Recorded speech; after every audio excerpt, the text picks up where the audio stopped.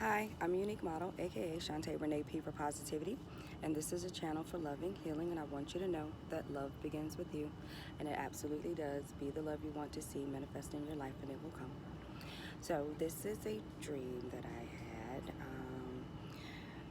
a couple of nights ago, and I was led to share it. So, in this dream, I was babysitting my grandson and a baby that I did not know that I was babysitting someone else's baby. So we decided to go on a walk. So my grandson is around 7. So um, as kids do, they run off, they run ahead of you. So he, as we were going around the corner, he made the other, was it right to go around the corner and was halfway down the street. I didn't see him, but he was out of my sight. So as I'm coming around the corner, I see him and he's in the street, and there is an alligator on the sidewalk, and the alligator is huge. So he's stopped adjacent to the alligator. He's looking at me and he's pointing and he's laughing and he's thinking that it's a joke. And till the alligator turns towards him and starts inching towards him, and then he starts to back up, but then the alligator like grabs his arm, and then he's like crying at this time, and then the alligator lets go of his arm but then grabs his feet and is literally flailing him on the street. Luckily there was no blood. God knew that would have been a little bit too much for me because that was too much, too close to home. But these are the type of dreams that I get. So as this alligator is flailing him against the ground, I take off running towards him, and this baby that's in my arms turns into a weapon, and I get to him and I'm beating the alligator with this weapon that I have now. So the alligator eventually lets him go and goes off, and then I wake up.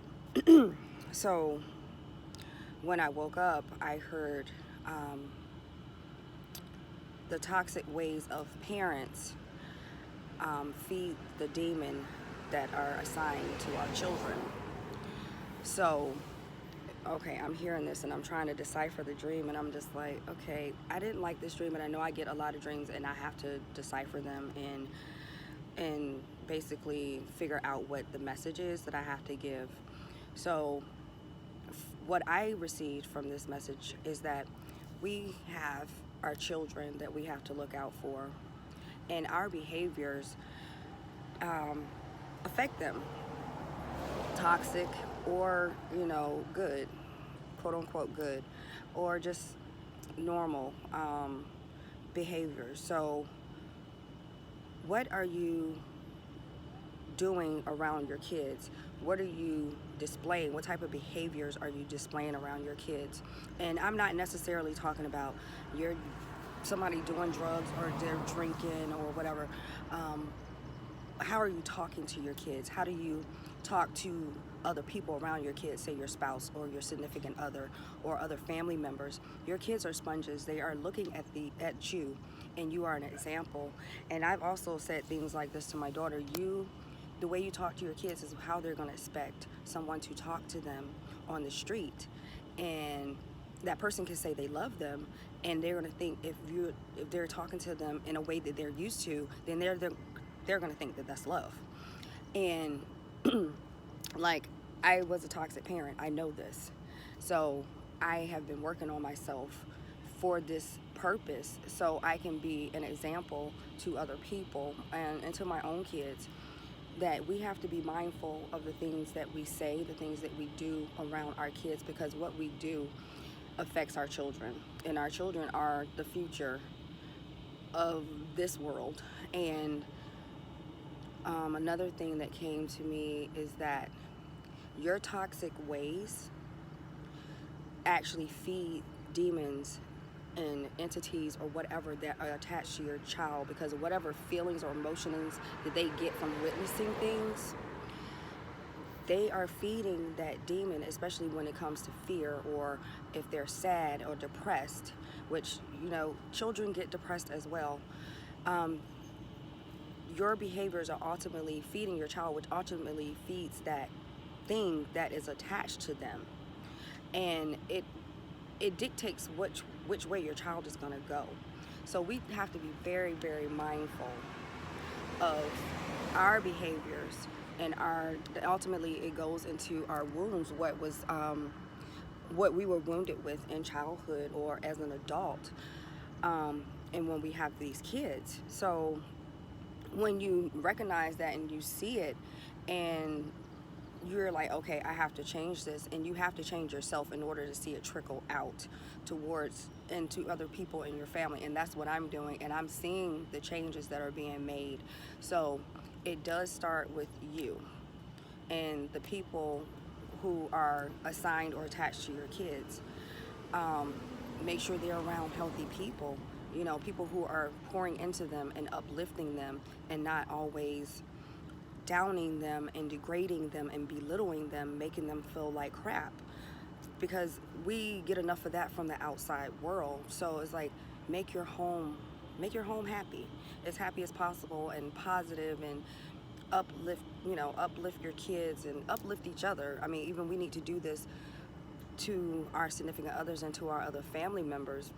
I notice, you know, sometimes I can walk in a room and it's just like, I feel like I'm being verbally attacked at times, and it's just like, wow, what did I do to deserve that? But it's like, it's not me, it's actually wounding that that person has. So that stuff still can affect you as you get older. I am more healed now, so I can detach a little bit better than what I could shoot a couple of months ago, but last year. I mean, it's a lot of growth, a lot of growth, and that's because I'm actually healing myself, and I'm trying to be a vessel, being used as a vessel, so that I could demonstrate what it is to come from a dark place, a toxic place, and be in a more positive state, to help others, because I'm all about helping families, helping myself and helping my own family, anybody else that asks for my advice, because I do. I seem to get that now, which is crazy. It's like, not me, the toxic person.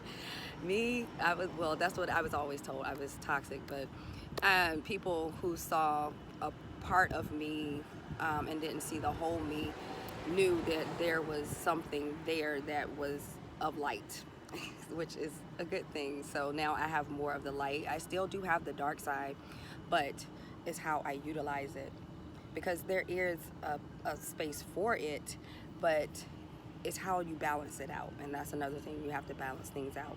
But it seemed like I got off a little bit, I don't know. But yeah, we have to be very mindful of, and something else is coming to me, of how we act, because our kids are watching. They're watching, and just like we are spiritually attacked, our kids are spiritually attacked. They start young. I mean, I remember I was spiritually attacked as a child, like seemed like under 5, and I didn't know. Now I understand why, but I didn't know that that's what was actually going on. And this also came to me. We have people that are going through things like illnesses with their kids, and you know, you're praying and you're like, why isn't my child getting better? Illnesses or situations, but it's like, how are you as a human? How are you as a spiritual being? Are you toxic? Do you have a toxic mindset? Do you have toxic ways of thinking about yourself and towards other people? Sometimes our situations are not changing. Our children are not healing because of us. And yes, I include myself in that. My kids are healing now, but it's because of us.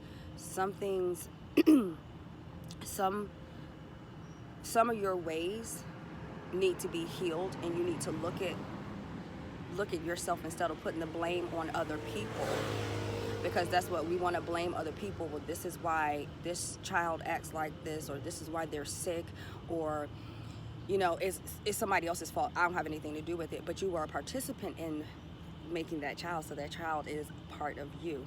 So two people come together, you make a baby. So think about, you know, I know kids suffer, but sometimes they are suffering because of things that we have actually done in our lives and things that have been passed down through generations. And once you understand that, and it's actually also a part of spiritual warfare, you will put the two and two together. It's like, okay, that makes sense now. Okay, let me see what I can do to work on myself, because I'm not just working on myself just to help myself. I'm also helping my family. I'm helping my kids. So I believe that's all I have for you today. I do not have my little happiness is homemade thing, but what do I usually say before that? I just threw myself off. That is all I have for you today. Sending you love and healing. I appreciate you. Make sure you appreciate yourself. And know that happiness is homemade, mind, body, and spirit. Feed yourself some good shit. You have a wonderful day. Bye.